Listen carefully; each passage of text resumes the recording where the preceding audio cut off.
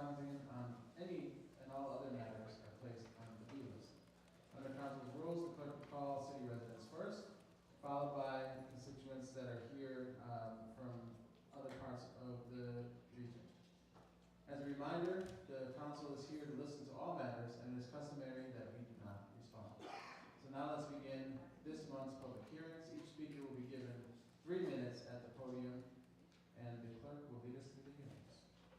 Pursuant to law, public hearing will now be had on the following matter: amending the official map for the Bulls Head Revitalization Street Improvement Project. Yeah, sure. Introductory number 77. Any person desiring to speak in reference to said matter will now be heard. Give me a signal if I get off. Bulls Head project is great. Thank you for your service, council. The last televised meeting, home with pneumonia, a pinched nerve, it healed me watching all of you.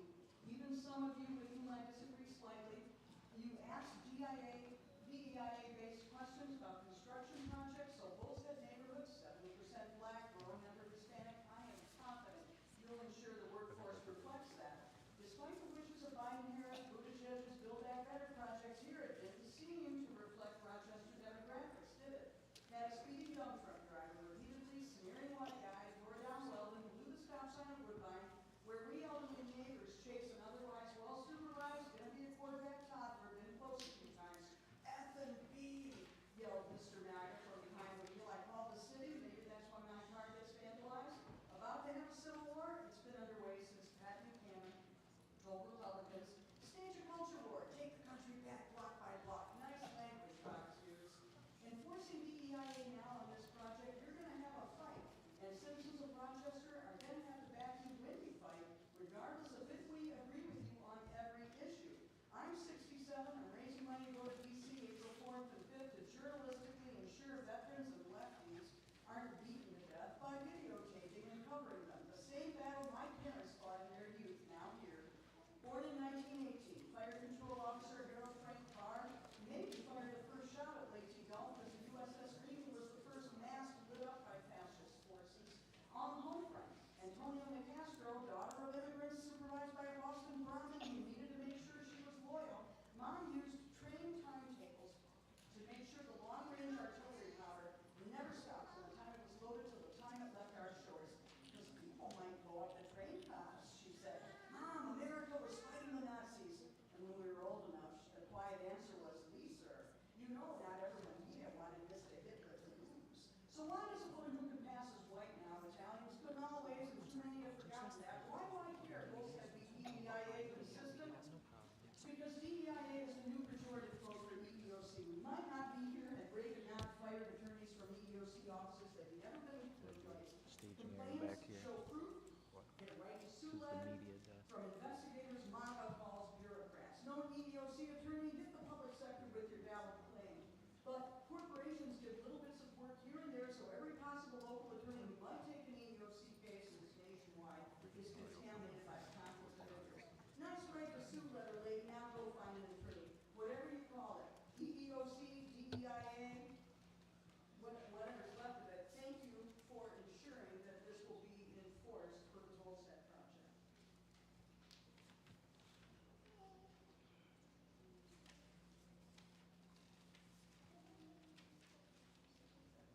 Any additional speakers on intro 77?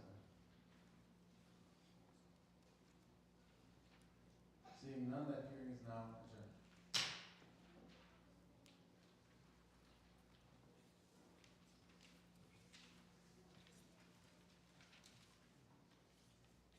We will now begin our Speak to Council session. All speakers will be given 2 minutes at the podium. We respectfully ask that each speaker offer council the same respect that respecters receive in return. In doing so, please refrain from profanity and other harmful language. Council members have contact information for all of tonight's speakers and may follow up on any concerns that pique their interest. Clerk Washington will lead us through this process. Each speaker and invite each speaker to the podium. We ask that you respect the time of those waiting behind you and yield the podium at the end of your allotted 2 minutes. Clerk Washington. Lori Thomas is from the East District. She's followed by Aaron Fox.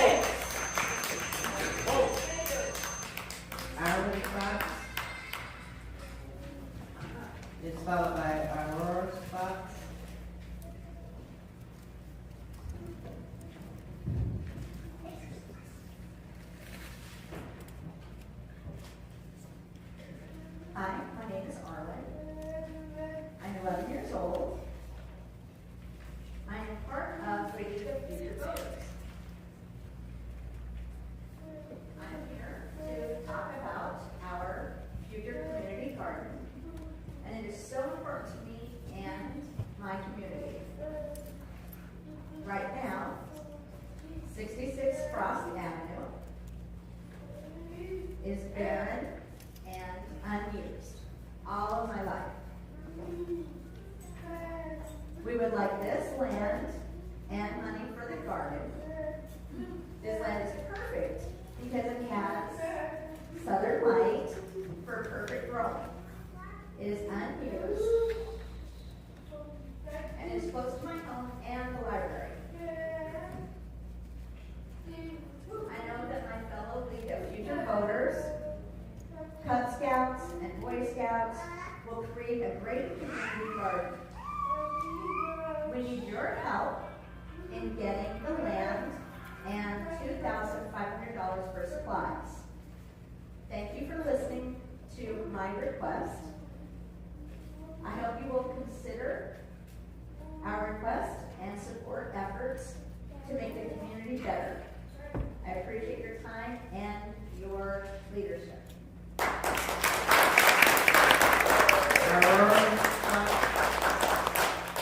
Followed by Adeline Fox, and they're from the South District.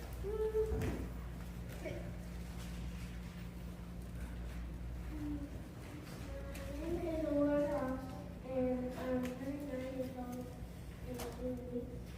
And I'm part of the League of Future Voters and Hustle. We want to take over. This is the corner of 66 Park Avenue in Olympia, and build a beautiful garden with flowers, apple trees, and vegetables. We collected a lot of places there, and we'll bring you more things. So we can right here.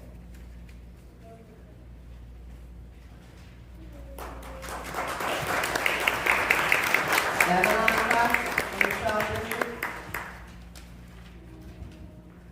I've lived in this community for a long time. My entire life, I wasn't even part of it.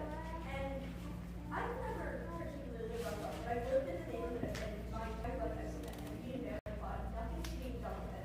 We tried to get a permit to get the land, but they said the city owned it, but then we came here and the city said that it was the city owned. So we've been trying to get the funding for a while. We have to work with the community to want things done. And I think personally, if we're trying to get through all of this, we need to be a community, and we cannot be a community without community places.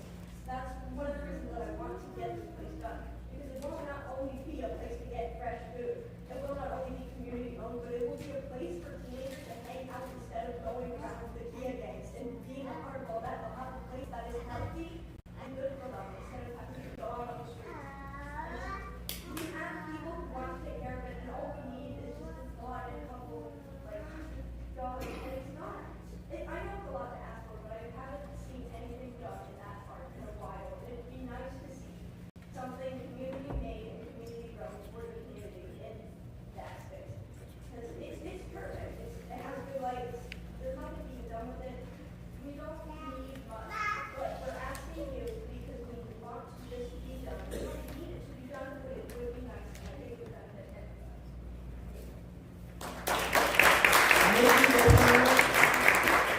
From the South District, is followed by Dr. Lisa Byrne from the Northwest District. Council. My name is Meg Steele, here from Rochester, Grants Past Resistance. I'm here again today to ask you to stop the mayor's homeless encampment suites. I have been told by the chief of police that they don't do encampment suites. And I just wanted to bring it to today. This is a tent being put into a dumpster with the city's logo on it. I also have video evidence of Department of Transportation workers slicing up tents and then leaving them for the community to clean up afterwards. You cannot tell me that we don't do suites. That's just not the truth. We brought many photos here tonight to show you. Because the mayor's been lying. The chief of police have been lying. Lying straight to my face and said that they don't do this. It is your job to balance the power of the mayor's office. The county is not doing enough to provide for the unhoused here. The mayor keeps blaming the county, yet he continues with the sweeps.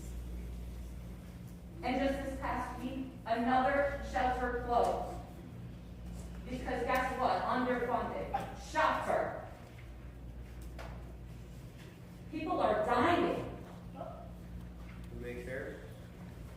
Do you? People are dying in your districts every day. In your city. If you want to solve the opioid crisis, the violence crisis, you first need to house these people. That's right. And when you sweep up an encampment, all it does is tell them, we're going to take all your things, put them in a dumpster, and go fuck off and find somewhere else. Excuse my language.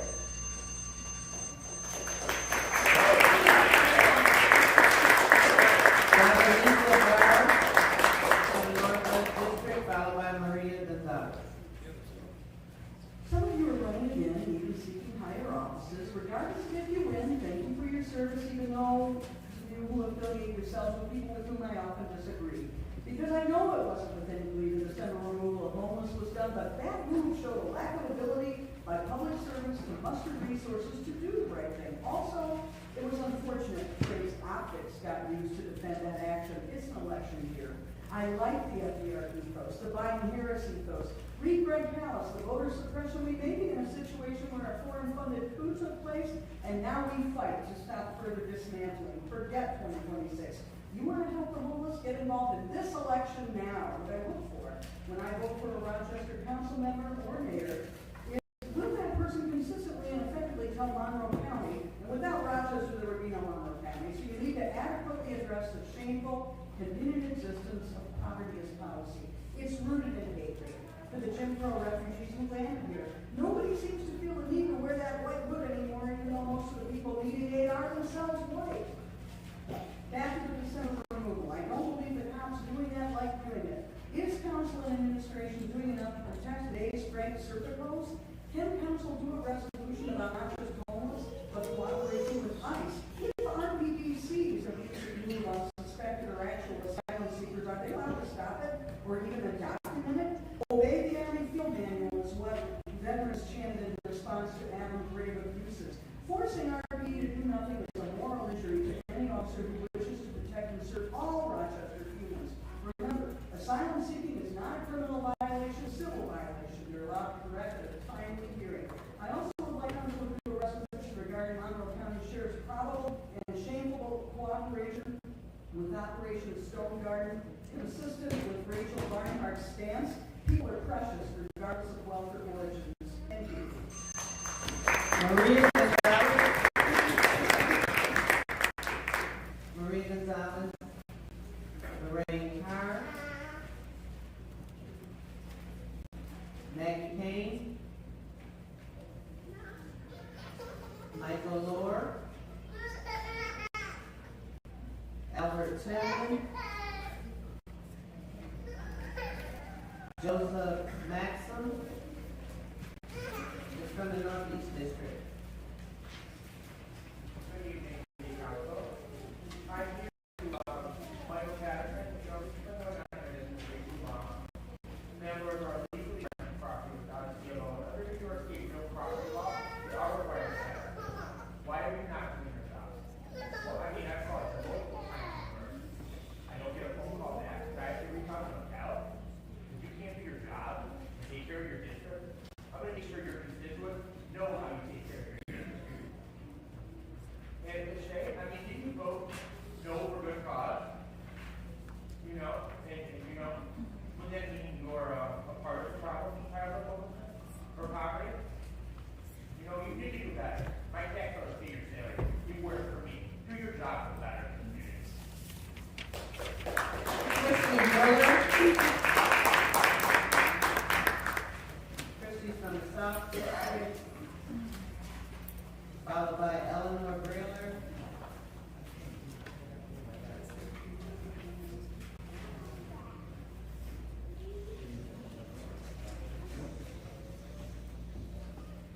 Hi, my name is Chris Miller. I'm in Local New York and Rhode Island. My topic here today is talking about what we have been called thinking it is not great at all living in that complex.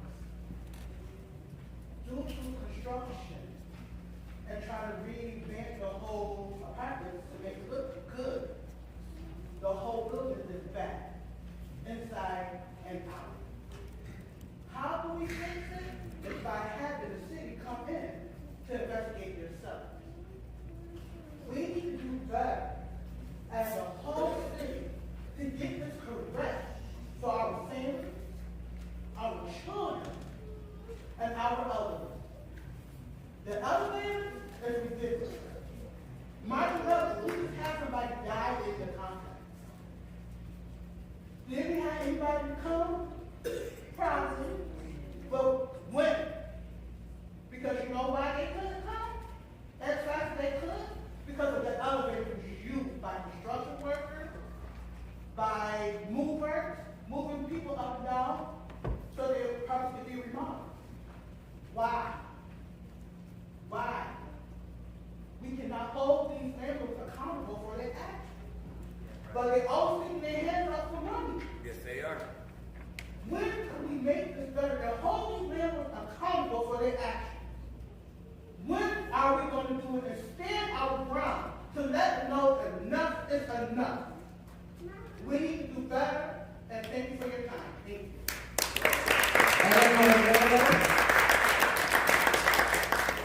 It's from the South District. Put it down a little bit, the mic in front of you. Hi, my name is Eleanor Whaler and I'm 11 years old. I'm with the League of Future Voters. I just moved here last summer from St. Louis, Missouri. One of my favorite things there was our community garden. The reason I love the garden so much is how we grew food for the whole community and helped the environment. We planted a lot of flowers and trees. A lot of these things attract pollinators. Bees and other pollinators are dying off. Without them, we have no food. So planting these things gives them food. Then if they have enough food, they can pollinate the plants we eat. If they haven't, and their species can keep expanding. Speaking of food, once a month we had a big potluck where we ate the food we grew. So the garden was also great because it made the city look nicer. Instead of an empty patch of grass and dirt, there were flowers and plants. I made so many friends and had so much fun, and I would love to have that here. And I think 66 Frost Street would be perfect. Thank you.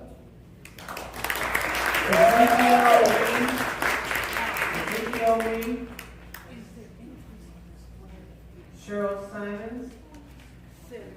Simmons, I'm sorry, is followed by Angela Mines.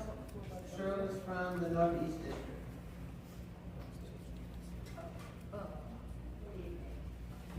I too live at 125 St. Paul. While they argue a lot to make the building better,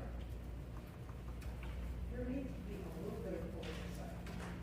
They put a fence out front, which they did it last time. Oh, I went to the office because we had this much room to the curb and in the street. If someone's in a wheelchair, a walker, they cannot do that. I think we can walk after they were great neighbors. Sadly, went to the office, they're like, oh no, they must have a permit. I was got run over by a snowplow. I told the police officers in the transit center what was going on. We didn't want to call, fence was down. It was down. They put it up again a few days ago. They left still, nobody, if you're a wheelchair or a walker, you cannot. It's there. Last night I stepped on someone trying to get away from a gentleman who was either drunk or something. And thank goodness I went to the doctor today, it's not broken. Is Chrissy spoke about the elevator. 45 minutes for an elevator just to get downstairs to take my dogs out. I'm on the 20th floor. I cannot do stairs. And then we have problems with the ambulances. You're tower A, tower B. You're tower B. Your furthest away from the main entry. But our head of security, she just decided, I guess on her own, that if you need an ambulance, they have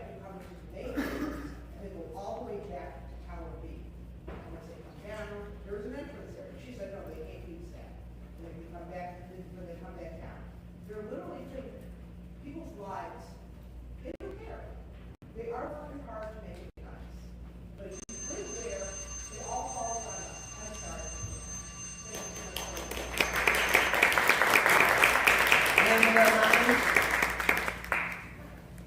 is from the South District, followed by Matt Fidel.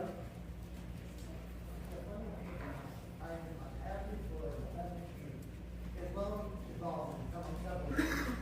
This country, I am going to vote because of the fact that it is a vandalism, a structural problem.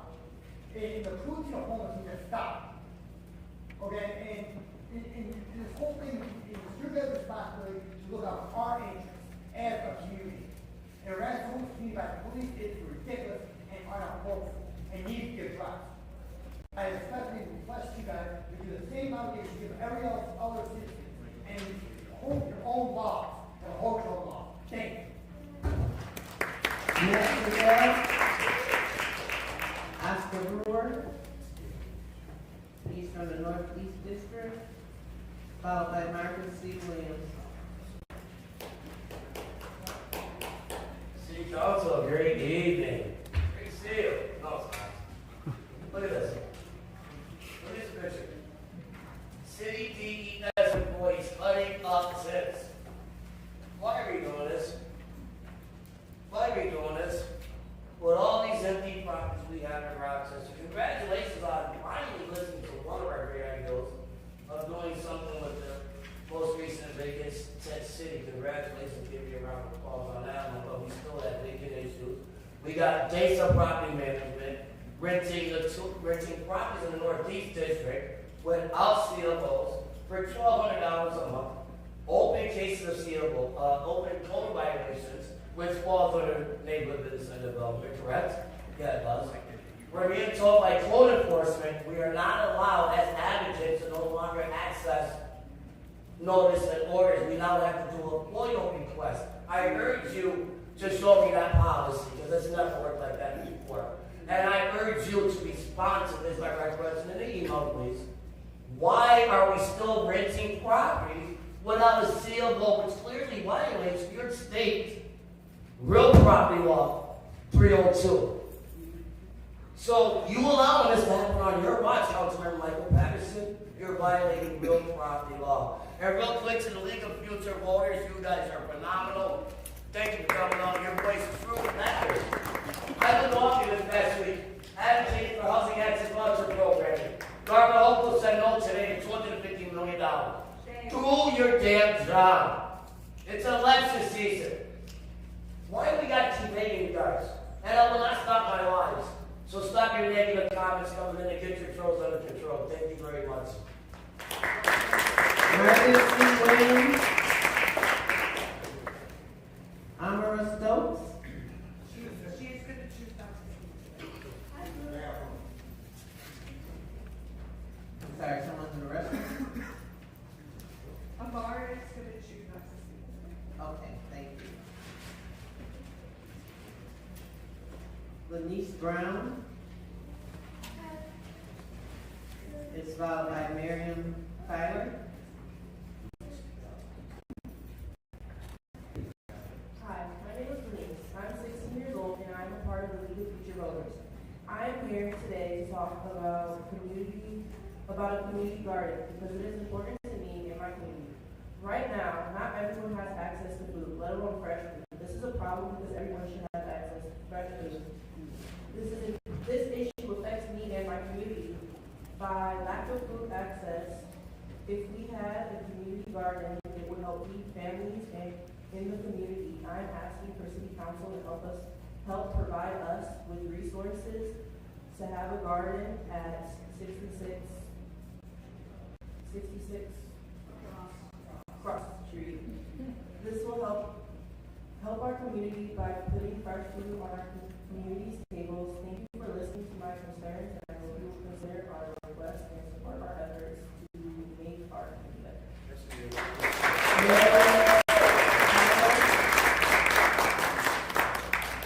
Miriam from the Northwest District.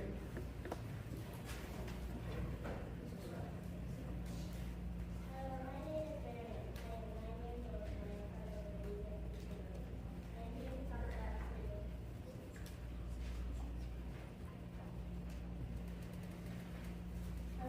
is Miriam. I am 9 years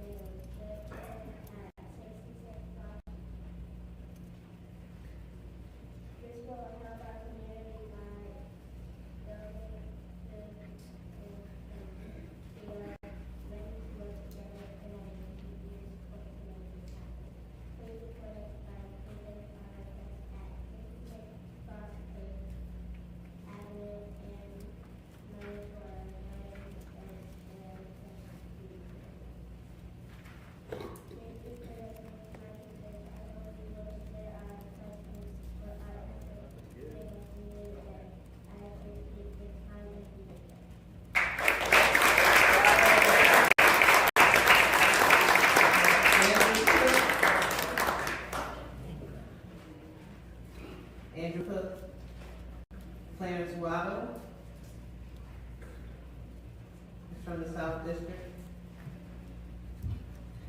Hi. I'm Clarence. I'm 14 years old and from the League of Future Voters. I'm sure you all have heard a lot today about the fruits and the vegetables that are going to come out of the garden. So I'm not going to talk about that. I'm going to talk about the fact that this garden is a focal point for community action and building our community. In the age of the internet, in the age of isolation that is going on right now, humanity, a social species, needs its ability to work together on a project to make its community better. A community garden is not just a place to put a fruit plant. A community garden is not just a place to grow some cucumbers. A community garden is a place that everybody works on cooperatively to make the place that they live in and work in better for everybody. It's a very simple concept, and the fact that we are increasingly isolated in this age makes it even more imperative, now more than ever, because humans were born to work together. For millions of years, our ancestors have worked as a group to provide for the welfare of all, and they have found a sense of belonging in doing that work.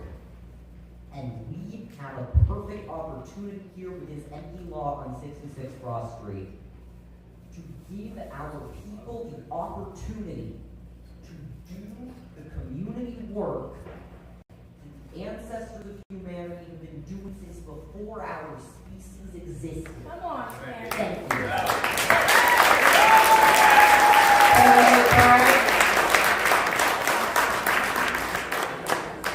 Kevin McBride. Good job, parents. Andre Morrison is from the Northeast District, followed by Olivia Hanson. After Andre.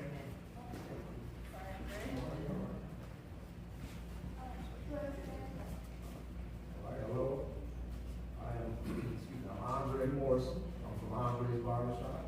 We're on Portland Avenue.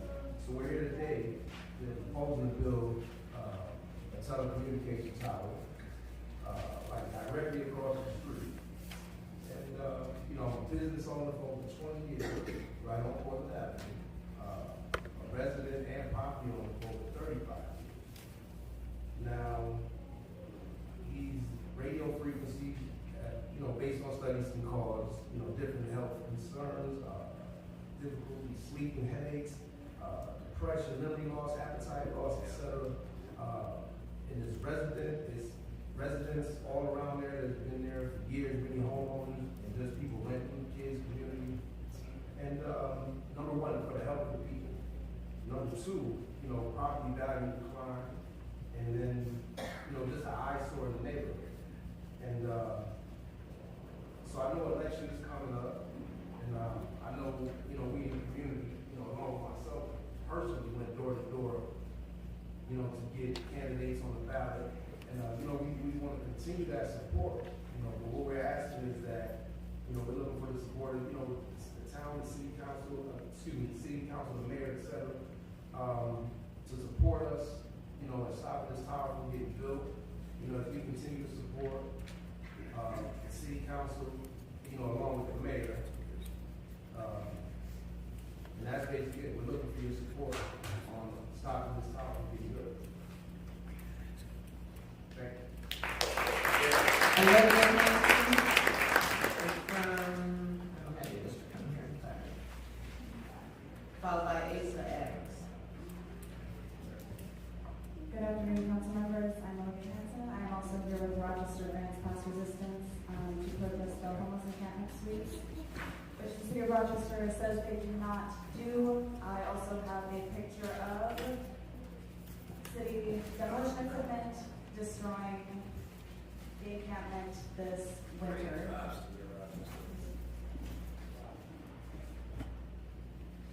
Council members, this is inhumane, it is inexcusable. There are other options, we have other options, we would love to talk to you about them. I don't believe that any of you entered public office with the intention of standing by when people were in need, or standing by and allowing people to die in your district. You have the power to save people's lives. Shame on you if you do not use it. Stop the streets. And thank you everyone else speaking out today. Lisa Evans from the Northeast District.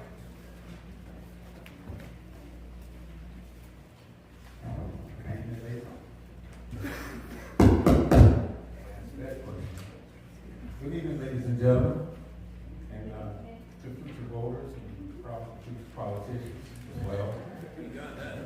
The last couple of months, I've been running up and down 90, I should say east and west. Going to Albany, I'm learning a lot of things about Albany, and a lot of new people are from their heads. Not me. Rochester, I'm gonna let you know right now, our biggest problem in Albany, sitting right across here. Say it. And across the street in the county Ledgeville. Say it. They don't really know what's going on in Rochester because there's nobody really lobbying for Rochester other than the folks that go here to go to Albany to lobby. Say it. And I'm serious. Now, to those folks that got serious problems that really can't get them answered, you have a state attorney general. She has a telephone number. Use it until her line gets tired of hearing it. Then she'll have some more investigators coming up somebody's butt here in Rochester. They already know what's going on. But you voters, I'm gonna make a simple for you. This coming to elections, if you see a name on there that you don't know, vote for it. Because that's an act of revolution. And I'm serious to you young voters. Get into this, because at 74, I should be enjoying my great-grandchildren. Apparently, I'm not. My church called me Moses. I wish they called me Asa. But I understood now why they called me Moses, because it took 74 years for Moses to get woke up. But you young folks got to get into this. I'm out here really fighting for y'all. Fighting for the ones that are under 40, the ones that are really under 60. Because this is it for us. If we don't get it right now, and I said it over and over again, I've seen this pattern once before. It's called 1932, and we're definitely in it. Oh, Mr. Lightfoot, as a close. Your time is up, sir. Give these children their part, your legacy, that will be great. And then in your district until the city decides to need the land.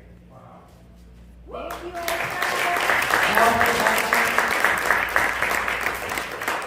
Albert Agarin from the town of Reese.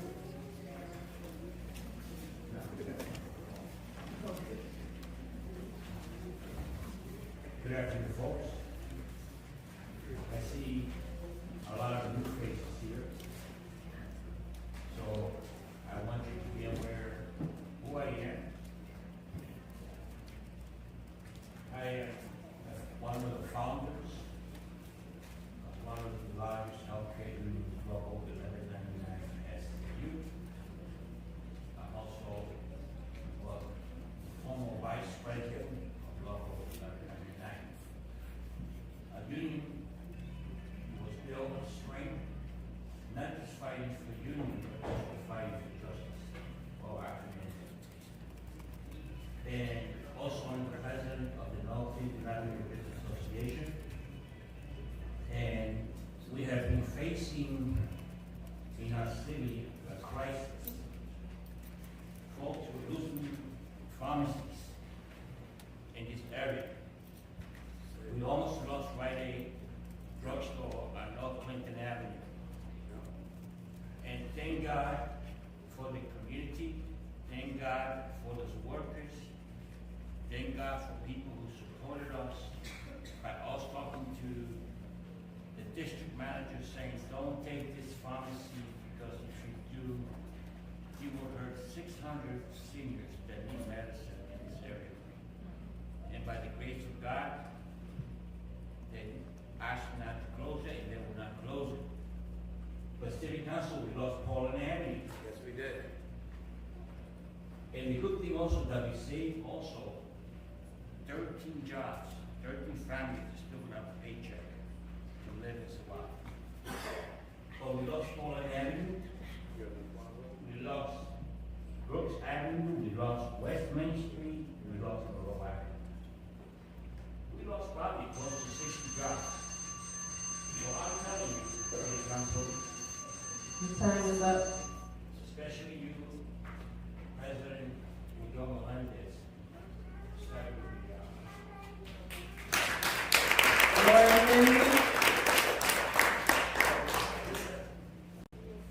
Is followed by Kevin Lockhart, lawyer from the town of Charlotte. Hi, City Council, I'm here again.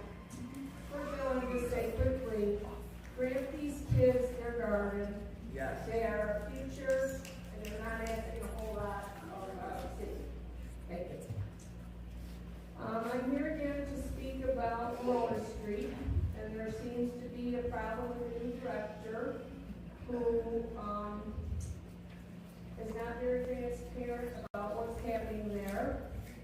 If people and volunteers and outside animal advocates speak up, they get scolded, chewed out, or silenced.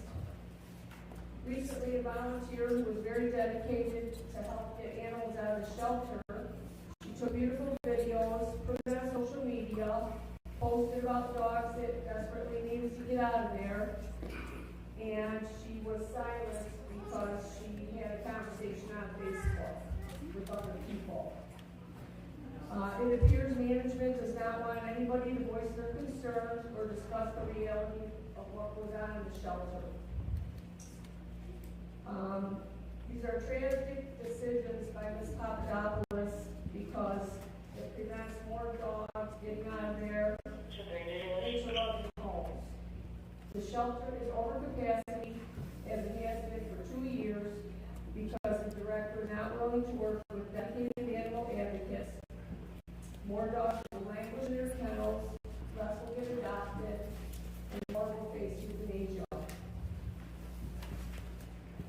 So, if someone wants to ask for your help to care about the animals, you know, there's humans and children, but they've got to know we're having a serious animal crisis, and Verona needs your attention. Please, please, please, please. Kevin Lockhart, from the town of Webster, is followed by Amy Leonito. Hello, my name's Kevin. I'll be honest with you all today. Here's how we determine priorities from the perspective of the Rochester Corporation. Does it make us money, and will it help us build our personal wealth or not? If it doesn't, then we're not interested. Let me ask the audience. Does solving homelessness make the Rochester Corporation money? No. Does solving crime make the Rochester Corporation money? No. Do animal shelters make the Rochester Corporation money? No. Does trafficking children through the school district make the Rochester Corporation money? Oh yeah. How many of you on the city council are taking money from the RCSD right now?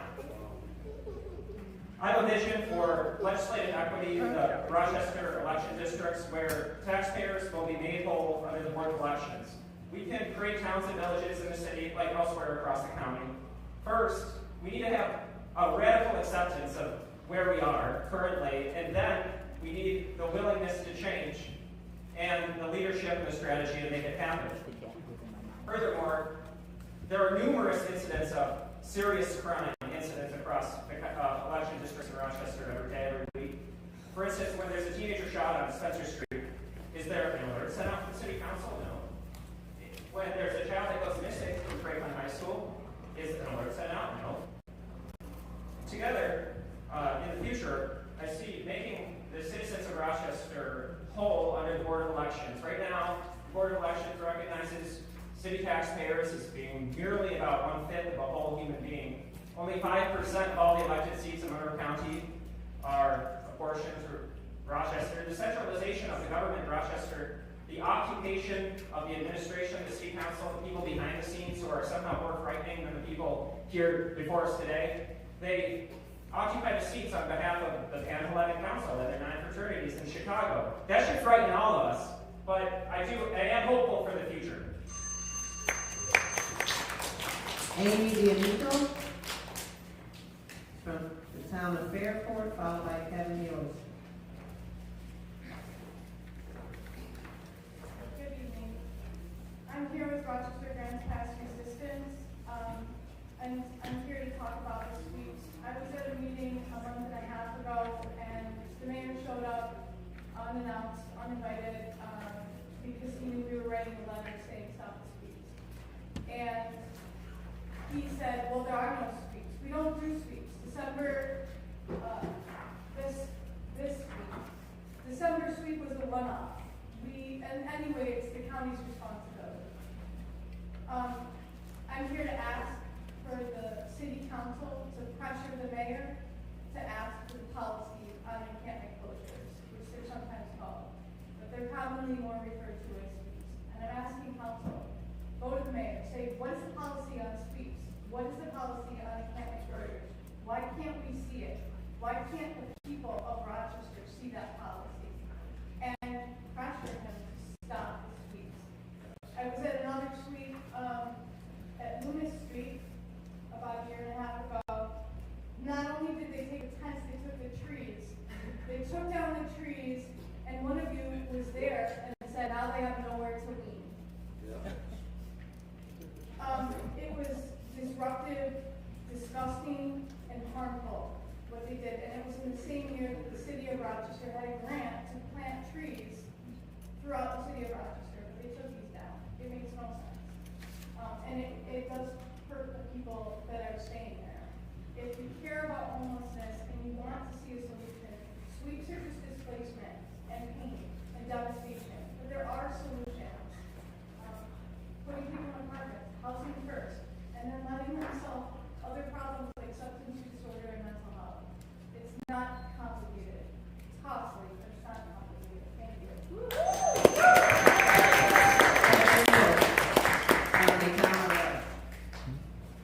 Good evening, Captain Ross, 1424 Middle Road, the city has a plan in the future to remove Broad Street between Exchange Street and South Avenue, including all the Aqueduct River, the Jackson River, and water, however, this would be devastating as Broad Street, Main Street are going to continuous east-west streets through downtown. The city looked at turning Main Street and downtown into a pedestrian mall, and that would have been just a disaster. Buffalo wound up doing that in the mid-80s. So their Main Street, their downtown for pedestrian mall, and where the medical rail goes buffer around it. State federal corporate money now, last 10 years, they state federal corporate money again to restore the traffic there, as we saw, restore the business, the businesses down in the stuff for us. I planned on suggesting alternatives for Johnson Seymour racing and tunnel, and hearing their comments tonight and last month's speaking council meeting, I suggested that the money for this portion of Broad Street instead be used to house the homeless and repair and plow, shovel and salt the streets and the sidewalks and the potholes.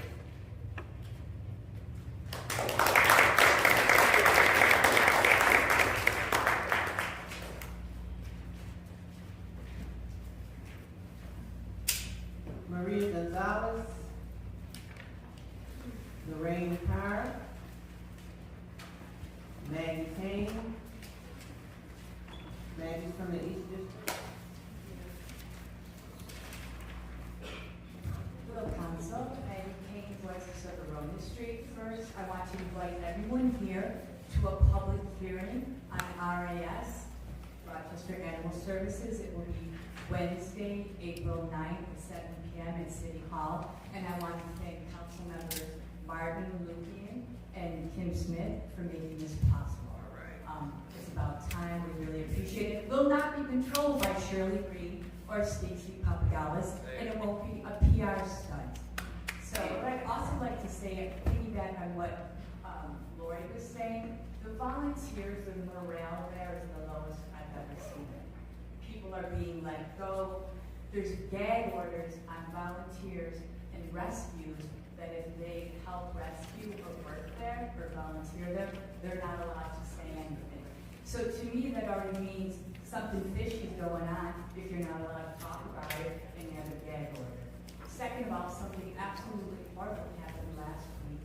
A very dedicated employee who's been there for 2 years, who has fostered dogs, has actually come to speak to council, was let go. On a Monday, he was told by Ms. Papagallis what a wonderful job he was doing. On Tuesday, he was hauled into the Human Resources Department and was given his termination papers by, Shirley Green.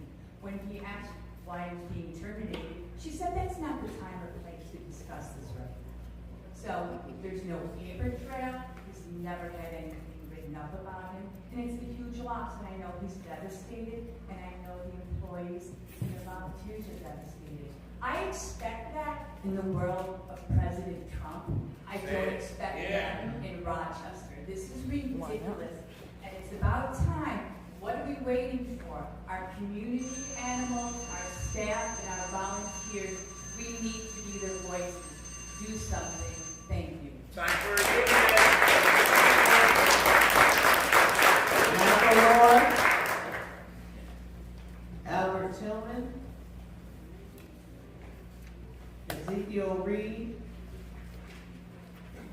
Matt Siddell, Marcus C. Williams, Amara Stokes, Andrew Cook, Kevin McBride,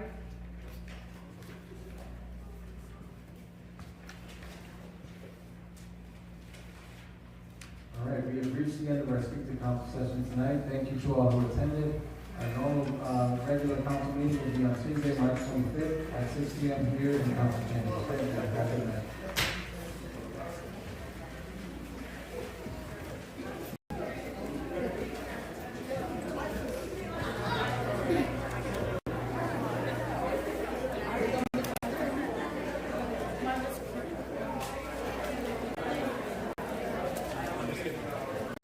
I just would like to a little bit better understand the difficulty of just getting around. Okay. Thank you. Thank you guys for filming.